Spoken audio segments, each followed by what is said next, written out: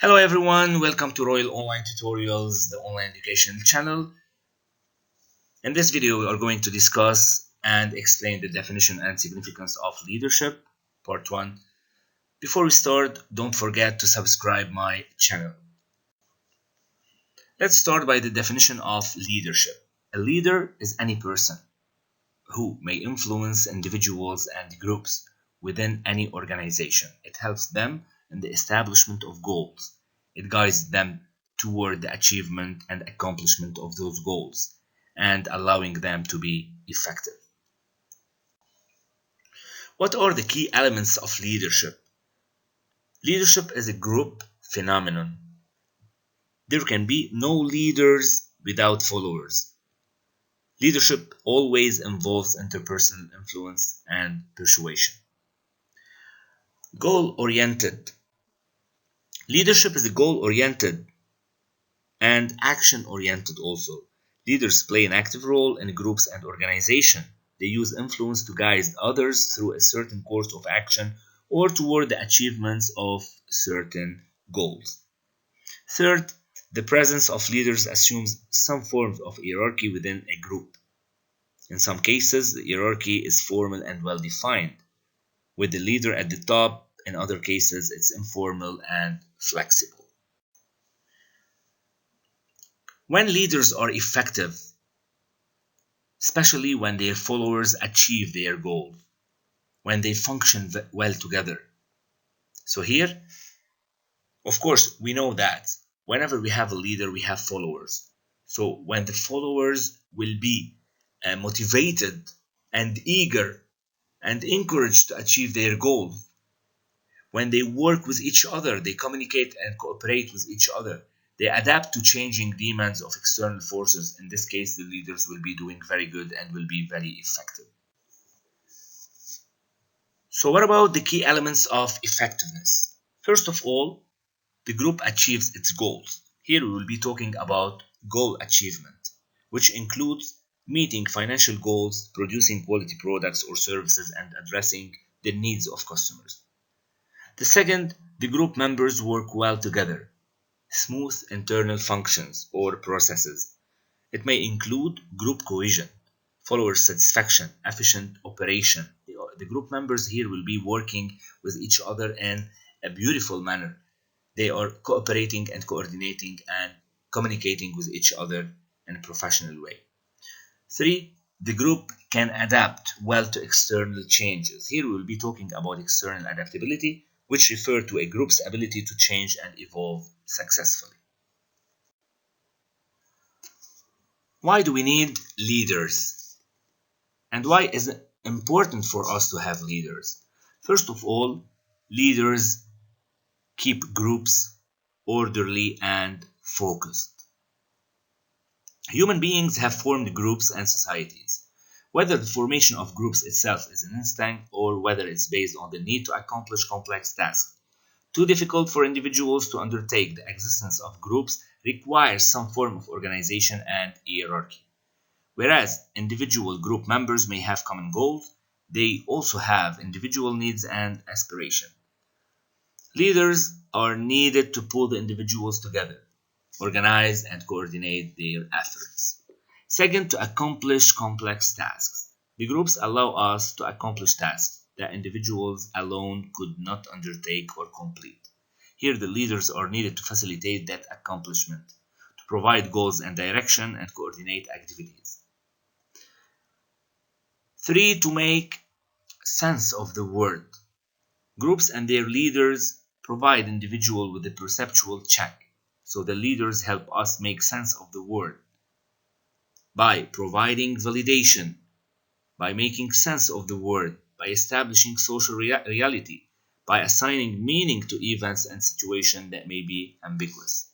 And finally, to be romantic ideals.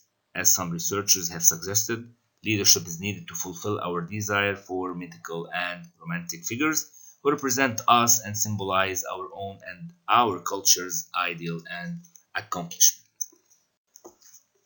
What are the obstacles to effective leadership? Let's start first by the environmental uncertainty. Organizations face considerable uncertainty that creates pressure for quick responses and solutions. As we know, the external forces such as voters and investors demand immediate attention. So, in such atmosphere of crisis, there is no time or patience for learning. Implementing new methods of leadership, if they are allowed, would make dealing with complexity and uncertainty easier in the long run. So the lack of learning and experimentation in turn causes the continuation of the crisis, which makes the time needed to learn and practice innovative behaviors unavailable. Second, organizations are often rigid and unforgiving in their push for short term and immediate performance. They do not allow any room for mistakes and experimentation. The rigidity and reward system of many institutions discourage such endeavors. Third, organizations fall back on old ideas about what effective leadership is and rely on simplistic solutions that do not fit new and complex problems. The use of simple ideas, such as those proposed in many popular books, provide only temporary solutions. Fourth, over time, all organizations develop a particular culture that strongly influences how things are done and what's considered acceptable behavior. As leaders try to implement new ideas and experiment with new methods, they may face resistance generated by the established culture. Here we can take as an example Ford Motor Company struggles for survival. Its new leaders face what many consider the company's dysfunctional culture. And finally, the inaccessible research. Another factor that can pose an obstacle to effective leadership is the difficulty involved in understanding and applying the findings of academic research. So, academic researchers sometimes do not clarify the application of their research, making the research inaccessible to practitioners. Now we're going to see the difference between a manager and a leader. So managers, they focus on the present, whereas the leaders, all what they focus about is the future.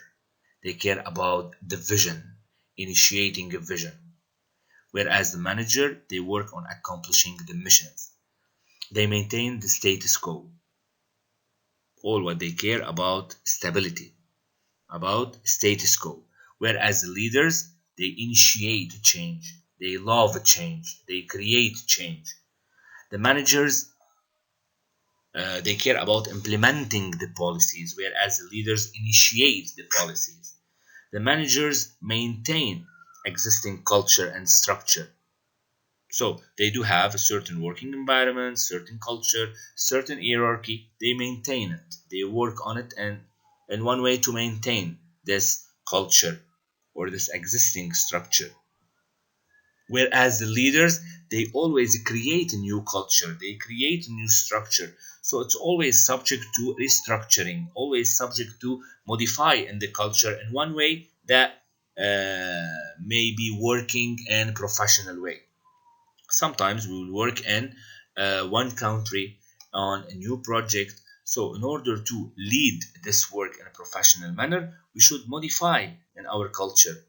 We should adapt to change. We cannot stay on the existing culture and structure. Sometimes we should create new positions. We should create a new culture. We should transform the bad work environment into a positive work environment, which may motivate the employees to give their best. The managers remain far away from the employees. All what they care about is the objectives and accomplishing the objectives, whereas the leaders may create a link and emotional bonds with the followers.